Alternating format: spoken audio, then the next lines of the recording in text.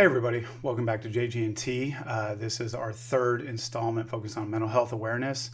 First and foremost, before we get started, make sure you hit that subscribe button if you're new to the channel. Make sure you hit that like button and that comment button. All go a long way to supporting this channel and support my other stream to work on just helping people out and building this really good community about connecting with people. Today, what we're going to focus in on in the third installment is how to engage people that are struggling and that they're openly stating that they're struggling and that they are seeking help or just seeking out people in a dynamic. And first and foremost, before we talk about how we engage people like this, we need to understand the perspective that they're coming from. And what they feel like, and a lot of people they've talked to, and even me, my own personal experiences when I was going through it, is that there's a feeling like, one, that we're a pain in their rear end, and that we're a nuisance, and that we just are making their life worse. Number two, that we're also pathetic and that they're treating us and talking to us in that way. And number three is we either get a false communication with them where they're trying to, tell us things that we know aren't true.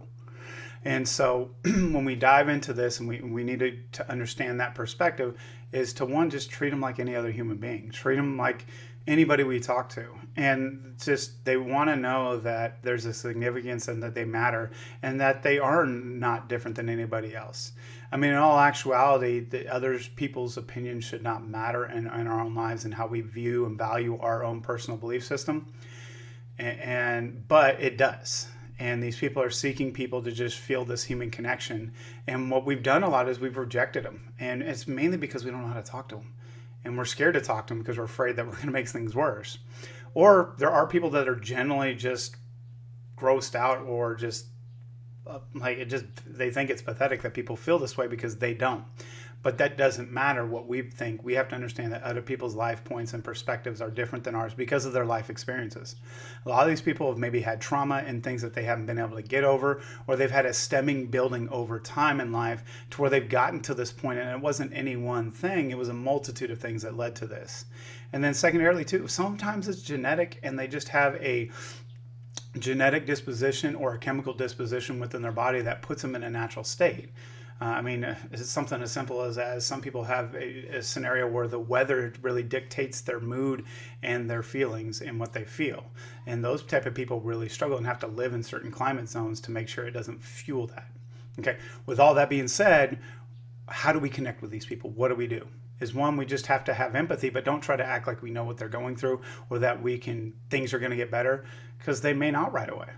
And then secondarily, we can't act like we're going to fix them either, because we can't. What we really just need to be is just be a connection. A lot of these people just need a human connection. They're reaching out because they've been taught to speak out when they have issues. And so what are they getting? They're getting rejection back, which is like, okay, you told me to speak out, but then why am I getting rejected? So what we need to do is just be there and be present, be available, and just listen. And just talk to them as normal. And if they feel that way, validate. If they feel that way, they feel that way. That doesn't mean that's what's true, but their feelings are there and they have to be dissected through and dipped through on their own behalf to be able to get through the other side to figure out what they really need to do. And then secondarily, if you don't have an answer or don't have a way to help them, be honest with them and say, hey, I don't really know what to do here because this is all new to me, but I know there are resources out there that we can kind of maybe seek and find, or that you may want to direct and find together to be able to find a way to navigate through this. You have to understand, like, mental health is not something you cure, it's something you live with. And so, but in doing so, the people that are dealing with it have to understand, and I'm speaking to you guys right now, is that you're the only one that can fix it. No one else can. Yeah, some of your situations are screwed up, like beyond screwed up, and I can attest to those. But that doesn't make it not your deal to deal with. It doesn't make it that you don't have to go through it now because your circumstance is more screwed up than another person dealing with it. The fact of the matter is, all y'all have to go through it the same, and you have to navigate and dive through it. Is it easy? No. But people that deal with this and that have this weight on them, there's greatness available to you. And you're going to be able to do things that other people can't do because they've never had to live a life with the amount of strain and pressure and things that